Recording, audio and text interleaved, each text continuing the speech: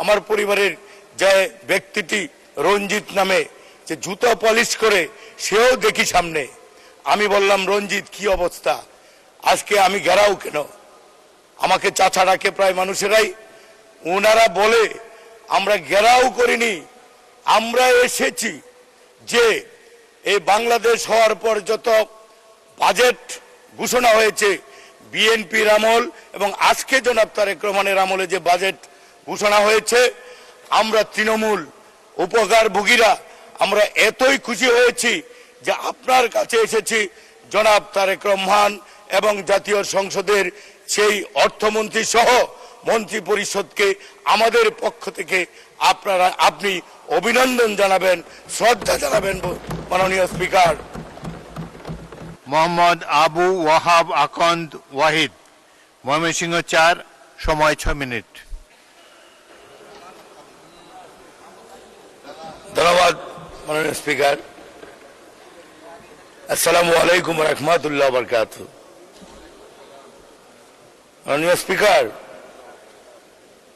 জাতীয়তাবাদী ছাত্র দলের জন্ম 79, ক্লাস 9-এ পড়ি। সেখান থেকে আজকে গণমানুষের অধিকার আদায়ের জন্য আমার এলাকা ময়মনসিংহ সদর ৪, ১৪৯ তথাকথিত ফ্যাসিস্ট হাসিনার সবচেয়ে ঘনিষ্ঠ সহচর রৌশন এরশাদের আসন, ভোট ছাড়া এমপি, কাজ ছাড়া লুটেরা।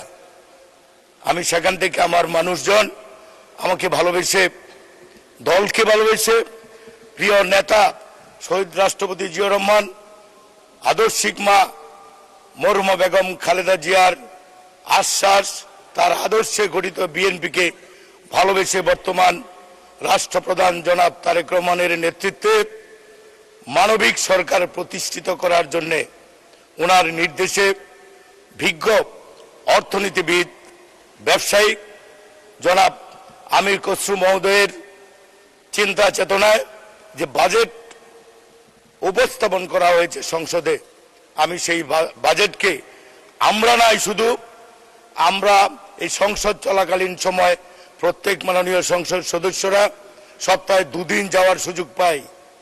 আমি গত শুক্রবার দিন এলাকায় গিয়েছিলাম। সকালে ঘুম ভাঙার আগেই শব্দ পাচ্ছি মানুষজনের।